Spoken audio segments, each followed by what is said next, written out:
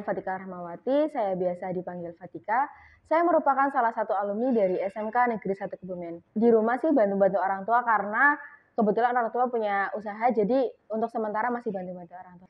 Halo semua, nama saya Samia Nur Amalia, biasa dipanggil Samia. Saya lahir di Majalengka 17 Juli 2005. Sekarang saya berusia 18 tahun dan kesibukan sekarang kalau pagi jualan, kalau sore jualan juga. Halo, sebelumnya perkenalkan nama saya Dia Segahi Penareswara. Saya lahir di Kebumen pada tanggal 30 April 2005. Halo teman-teman, nama saya Faisal Diafrin Aldiansyah. Saya alumni SMK 1 tahun 2022-2023. Saat ini kesibukan saya sebagai pembisnis kecil-kecilan. Perasaannya udah lulus tuh kayak sampai sekarang tuh rasanya aneh. Dan kayak masih kurang rasanya sekolah karena secara kan kita itu kena dampak dari corona ya. Jadi rasanya tuh kayak sekolah kerasanya baru nggak ada 1,5 tahun. 1 tahun pun nggak ada kayaknya. Tiba-tiba udah lulus aja. Jadi kayak mau mikir masa depan pun masih cetek di otak saya.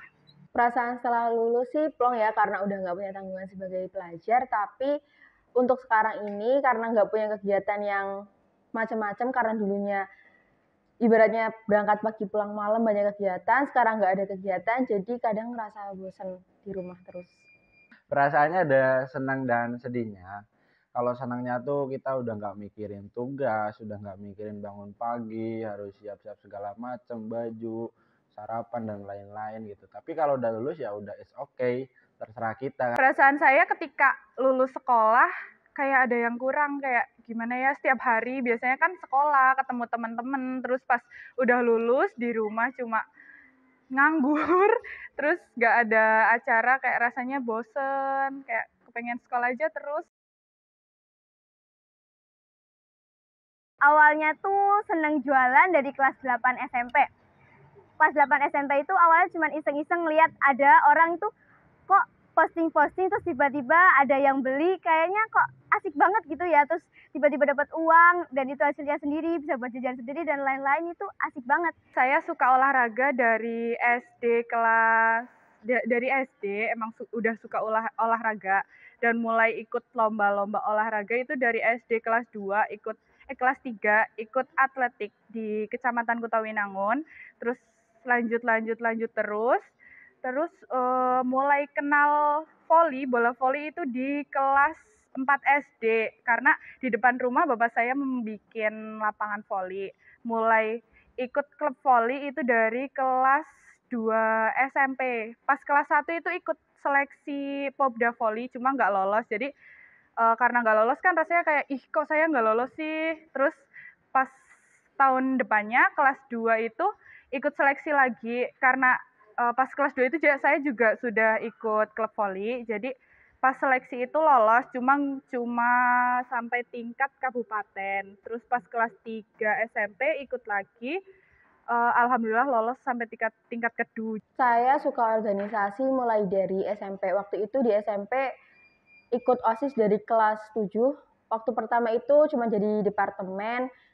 Waktu itu jadi Departemen Keagamaan, terus lanjut di kelas 8-nya itu menjabat sebagai bendahara.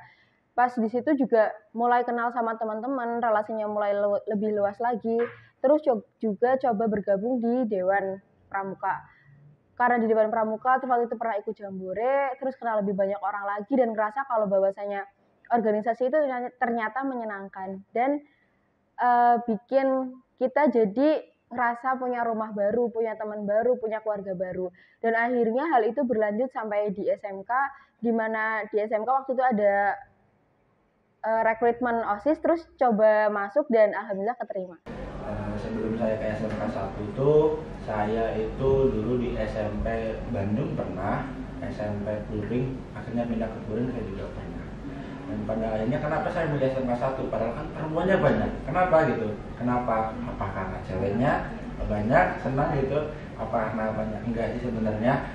Dari awal memang saya itu dari kecil, dari SD itu saya senang video, sering nge-vlog. Kayak kalau kata orang tuh nggak punya malu lah, gini-gini lah. Saya dulu nggak punya malu beneran, kayak bikin video kocak, meme apa gimana itu saya enjoy aja gitu. Kalau lihat sekarang tuh video yang dulu tuh lucu gitu, maksudnya kayak kok bisa saya dulu kayak gini gitu. Terus yang akhirnya saya pengen ke SMK 1 tuh saya diceritain gini, kehidupan tuh ke depan akan semakin maju, semua akan semakin canggih. Kalau kamu mau milih sekolah untuk kedepannya itu pilih yang memang dibutuhkan gitu loh. Yang dibutuhkan benar-benar dunia itu membutuhkan ilmu itu gitu loh. Jadi kamu sekolahnya nggak sia-sia gitu loh. Dan akhirnya teknologi semakin berkembang, saya pikir mungkin SMK 1 adalah sekolah yang memang bagus dan layak saya tempati gitu.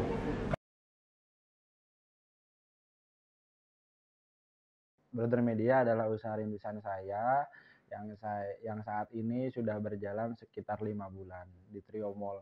Kita mempunyai 2 unit usaha, 2 unit yaitu photo box dan photo cabin. Awal mulainya dari jam 2 pagi, nanti saya bangun, terus nanti siap-siap kurang lebih sampai setengah 3 buat masak dan lain-lain buat adik sih, karena kan pagi sekolah. Terus nanti abis itu langsung OTW bareng sama ibu. Nanti kurang lebih jam 3-an, kalau enggak setengah 4 tuh sampai di Kota Winangun, langsung prepare dagangan. Biasanya jam 4 itu udah banyak pembeli ya Bu. Jadi langsung kayak kadang nata pun belum selesai langsung kita ngelayanin pembeli. Nanti kurang lebih ada sampai jam setengah 5 itu sholat subuh dulu. Habis sholat subuh nanti sampai jam 5.30 saya bantu. Habis itu saya siap-siap mandi dan lain-lain untuk berangkat ke sekolah kurang lebih pukul 6.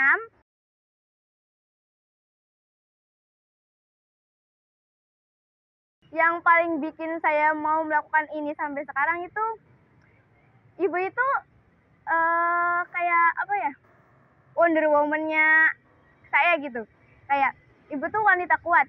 Dia tuh bisa kayak membagi waktu antara mengasuh anaknya dan juga sampai berjualan kerja. Bahkan dia kurangnya bisa tidurnya itu bisa dihitung cuman 1 jam 2 jam dalam sehari itu. Karena meluangkan waktu secara kan punya anak bayi. Jadi mau nggak mau harus ngalah dirinya sendiri gitu. Bahkan kadang lagi duduk itu ketiduran. Dan saya lihat itu kayak, saya anak pertama, kalau saya nggak bisa bantu, saya kayak berdosa banget gitu rasanya. Saya kan anak pertama jadi contoh buat adik-adik. Jadi saya memutuskan, ya udahlah, saya sekolah di SMK 1, sekalian aja karena ibu saya jualan di Kuto, biar sekali jalan, ya udah jalan dulu. Jadi kan biar ada sedikit berbakti sama orang tua.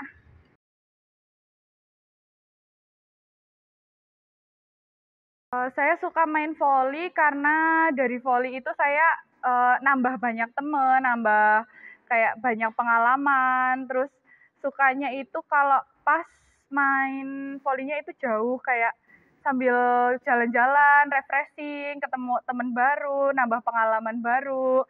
Tapi paling seneng kalau pas dapet sangu.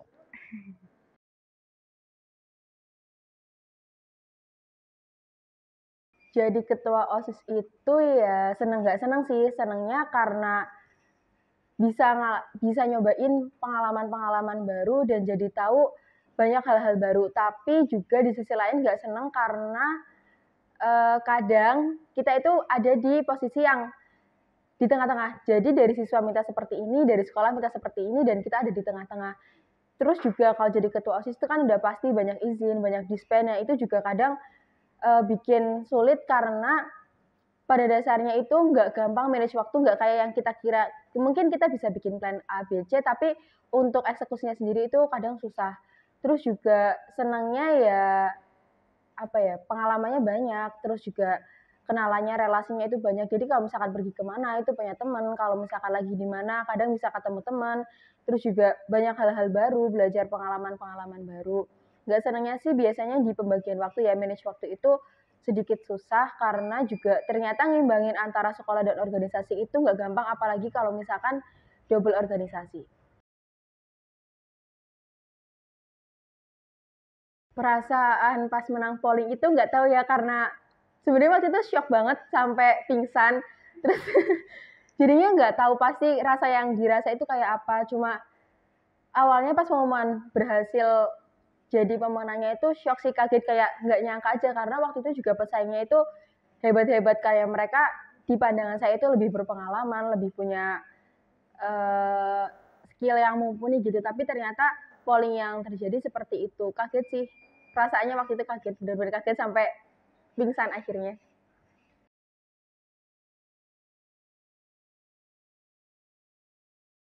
Senangnya sih kalau misalkan dapat apa ya, misalkan dapat delegasi disuruh kemana itu senang sih, karena bisa nyobain tempat-tempat baru, misalkan kayak nginep di hotel ABC, terus ketemu tempat teman baru, ketemu tempat baru, terus juga yang pasti dapat pesangon sih.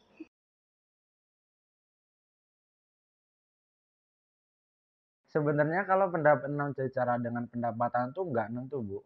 Nggak nentu dalam arti namanya bisnis itu bisa naik, bisa turun, naik turun, naik turun gitu. Paling tinggi, alhamdulillah kemarin pada saat lebaran itu 75 juta itu 1 bulan.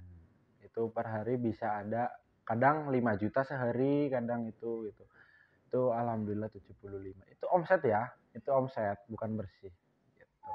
Itu alhamdulillah pendapatan paling besar. Walau terlihat kecil kalau dibilang apa namanya, pengusaha kok masih segitu pendapatannya gitu, tapi saya syukuri sih, saya bisa bisa buat beli motor, bisa buat ya jalan-jalan, intinya bisa untuk memenuhi kebutuhan saya, itu sudah lebih dari cukup gitu.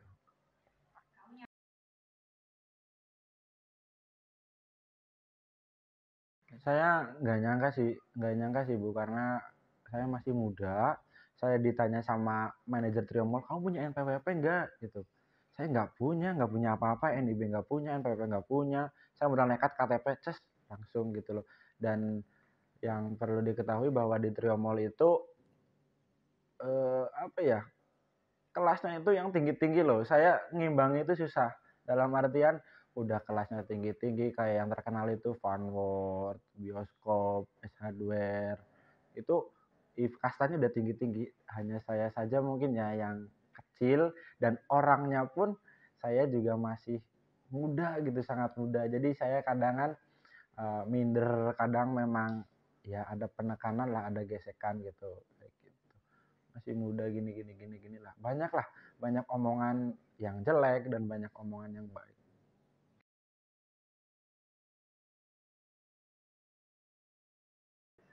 Untuk prestasi yang pernah saya raih di SMK 1 Kebumen, yang pertama itu juara 3 tolak peluru, atletik tolak peluru, yang kedua juara 1 lempar lembing tingkat kabupaten, yang ketiga ada juara 1 KWSN bola voli tingkat wilayah 9, terus ada juga juara 1 lomba voli tingkat kabupaten, satu lagi ada juara 1 juga lomba voli tingkat kabupaten.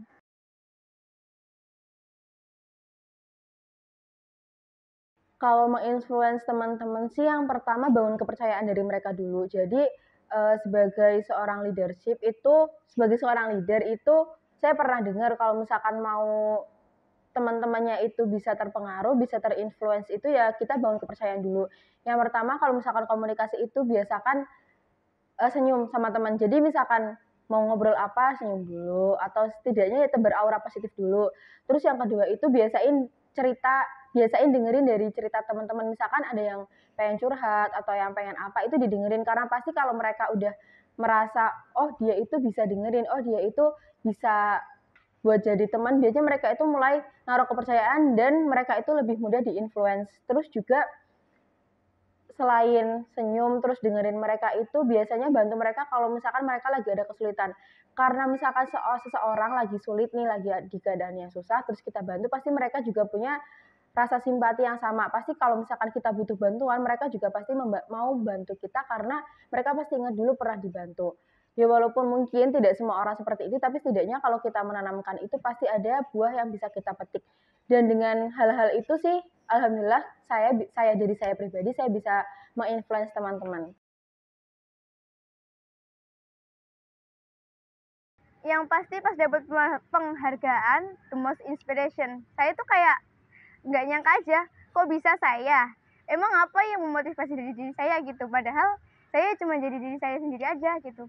Dan ya emang paling yang saya rasain tuh apa yang menginspirasi dari diri saya, yang itu aja sih yang paling saya pikirkan gitu. Sedih karena yang harusnya di belakang itu ada orang tua, tapi saya di situ diwakilin sama guru. Alhamdulillah ada Bu Kiki yang wakilin. Di situ sedihnya kayak saya nggak ada banget, mah, pah, kakak udah bisa bangga, udah bisa naik panggung, mama papa nggak lihat gitu. Saya sedihnya di situ gitu. Kayak yang lain ada orang tuanya bisa ngeliat anaknya bisa seneng, saya belum bisa buktiin ke orang tua saya kalau saya bisa sampai sini mah, pah gitu. Itu paling apa ya, sedikit mengecewakan, tapi saya senangnya ibu saya mau berjuang bisa sampai sini gitu. Jam 9 itu sampainya pas banget habis turun panggung, itu yang bikin saya tambah nangisnya di situ. Ya Allah, dikit lagi tapi nggak jadi gitu. Iya, cuman bilang nggak apa-apa gitu. Ibu juga sambil nangis gitu, sambil pegang erat saya, sambil peluk gitu. Udah kak, nggak apa-apa, kan ibu udah datang, kamu jangan nangis.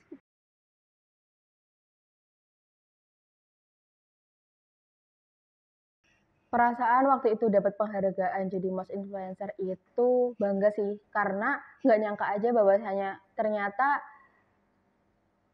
bisa mendapat nominasi kayak gitu. Karena waktu itu menjadi ketua OSIS pun bukan semata-mata pengen dapat gelar itu dan nggak nyangka kalau misalkan bakal dapat gelar itu. Jadi waktu itu selama jadi ketua OSIS ya udah dijalanin aja gitu.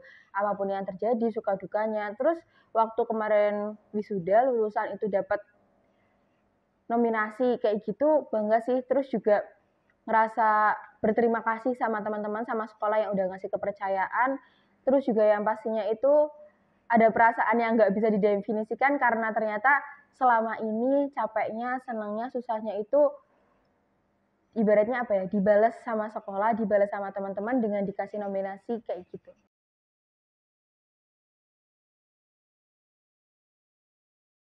Dapat penghargaan peraih prestasi terbanyak, kayak gak nyangka sih ternyata. Oh, saya kirain kayak teman-teman tuh banyak yang ikut lomba, kenapa ternyata saya nggak nyangka banget. Pas kan gladi resik itu H-1, saya itu nggak ikut gladi resik, ada acara sama ibu di rumah. Terus sama anak OSIS itu ditelepon, kak kesini soalnya kakak dapat penghargaan ini. Loh, penghargaan apa? Kan kaget banget, kayak nggak nyangka ternyata. Wow, ini. Dan ibu saya kayak alhamdulillah, walaupun nilai kamu yang anjlok ternyata dapat dapat penghargaan kayak gitu. Jadi kata ibu saya, alhamdulillah ibu jadi nggak malu-malu amat.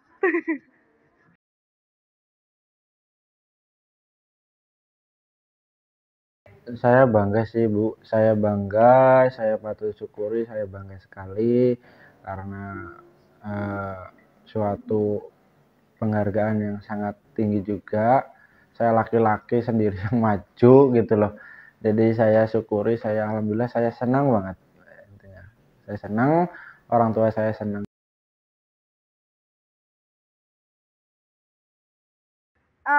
Kesan pesan buat adik-adik yang di SMK 1, kalian gak salah sekolah di SMK 1.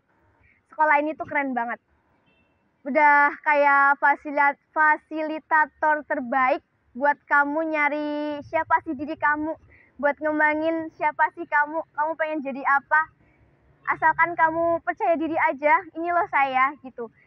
Sekolah akan jadi fasilitator terbaik. Dan selalu ingat, setiap apa yang kamu coba itu pasti ada resiko. Dan ingat, resiko yang paling berat adalah orang yang tidak mau menerima resiko. Apapun itu, udah coba aja, jangan takut gagal. Semangat adik-adik, kalian pasti bisa ngeraih masa depan kalian. Jadi untuk SMK Negeri 1 Kebumen, supaya kedepannya lebih mencetak banyak prestasi, baik itu dari non-akademik maupun dari yang akademik, harus lebih banyak lagi daripada kita alumni sebelum-sebelumnya. jangan lupa kalau diomongin sama orang tua ya mbok manut sedikit gitu, sedikit manut sedikit gitu. Ambil yang baiknya aja, sekiranya baik ambil, kalau enggak tinggal, selesai. Buat teman-teman kalau misalkan emang ada kesempatan jangan ragu buat coba. Terus kalau misalkan gagal ya dinikmati, ibaratnya pengalamannya, pelajarannya, dan kalau misalkan kalian berhasil di bidang itu ya berarti tinggal kalian nikmatin senengnya. Semangat guys!